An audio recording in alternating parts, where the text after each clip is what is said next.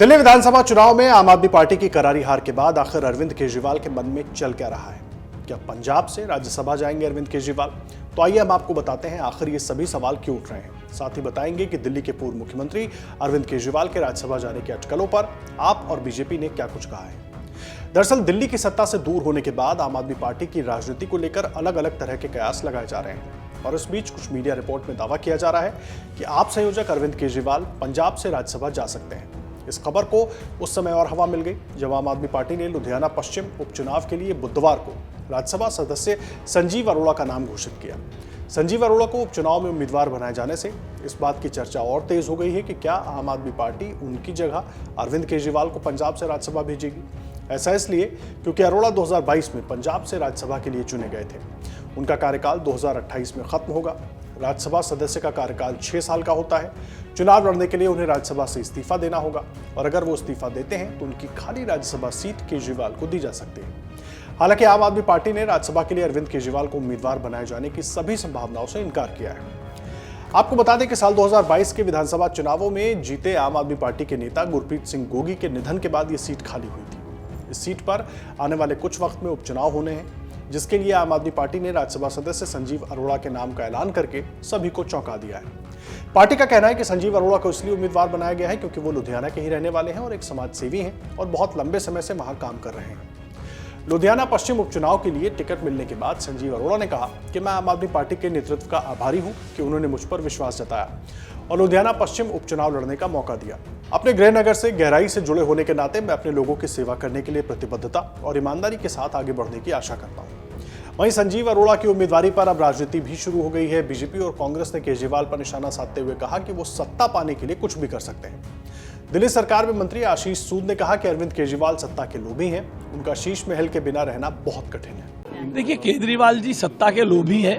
केजरीवाल जी की पार्टी बनी ही उनको सत्ता में पहुंचाकर ऐशो आराम, शीश महल के बिना केजरीवाल जी का रहना कठिन है। जल बिन मछली की तरह बिना शीश महल के केजरीवाल जी तड़पते हैं, क्योंकि यहाँ से निकलकर वो वसुंधरा के अपने पुराने घर में नहीं गए, फिर एक बड़े लुटियन दिल्ली के बंगलों में गए थे। तो बंगलों में रहकर गाना सुनना ही बंगला बने न्यारा रहे जिसमें कुनबा सारा उनका शौक है। अरविंद केजरीवाल पर हमला बोलते हुए केंद्रीय मंत्री रवनीत सिंह बिट्टू ने कहा कि हम बार बार कह रहे थे कि आदमी सत्ता के बिना रह नहीं सकता। पंजाबी में हमारे बोलते हैं बिल्ली थैले तो बाहर आ गई, मतलब कहने का भी जो थैला है उससे बिल्ली बाहर आ गई है।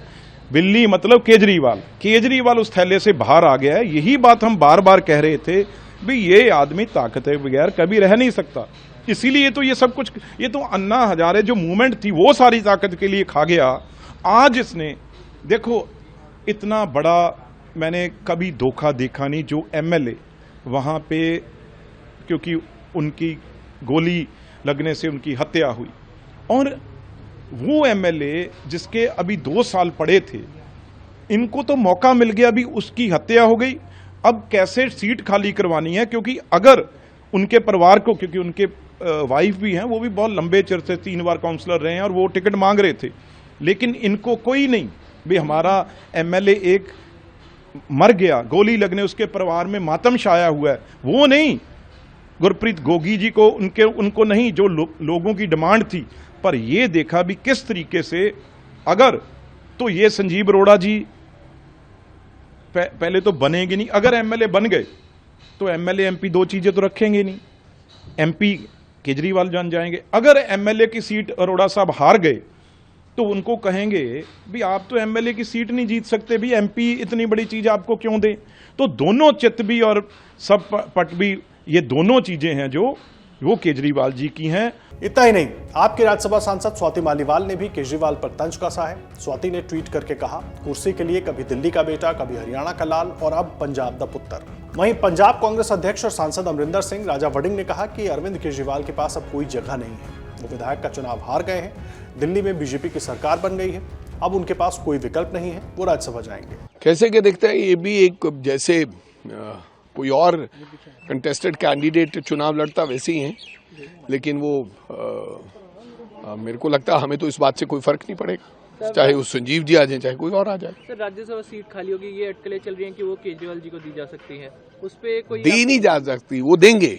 देने का क्या मतलब है उनको पता है कि कोई भी राजनीतिक जो व्यक्ति होता है वो हमेशा जगह ढूंढता रहता है, स्पेस ढूंढता रहता है। अब कोई जगह और है नहीं है केजरीवाल साहब के लिए, क्या जगह है? अब वो एमएलए का चुनाव हार गए, मुख्यमंत्री का चुनाव, अब वो बीजेपी की गवर्नमेंट बन गई, अब उनको भी स्पेस चाहिए। He will go to the Rajya Sabha, और मेरे को तो कोई आपत्ति नहीं। देखिए, बीजेपी और कांग्रेस नेताओं के इन बयानों के बीच आम आदमी पार्टी ने राज्यसभा के लिए अरविंद केजरीवाल को उम्मीदवार बनाए जाने की सभी संभावनाओं से इनकार किया है। आप प्रवक्ता प्रियंका कक्कड़ का कहना है कि अरविंद केजरीवाल राज्यसभा नहीं जा रहे हैं। पहले मीडिया सूत्र कह रहे थे कि वो पंजाब के मुख्यमंत्री बनेंगे, अब मीडिया सूत्र कह रहे हैं कि वो राज्यसभा का चुनाव लड़ेंगे। ये दोनों सूत्र बिल्कुल गलत हैं। अरविंद केजरीवाल आपके राष्ट्रीय संयोजक हैं, उनकी मांग बहुत ज्यादा है, लेकिन वो किसी एक सीट तक सीमित नहीं है। अरविंद केजरीवाल सर की बात है तो मीडिया के सूत्र पहले कह रहे थे कि वो पंजाब के मुख्यमंत्री बनेंगे, अब मीडिया के सूत्र कह रहे हैं कि वो राज्यसभा से लड़ेंगे। ये दोनों सूत्र बिल्कुल गलत हैं। अरविंद केजरीवाल जी आम आदमी पार्टी के राष्ट्रीय संयोजक हैं। मैं मानती हूं कि उनकी डिमांड बहुत ज्यादा है, पर वो किसी एक सीट पर सीमित नहीं है।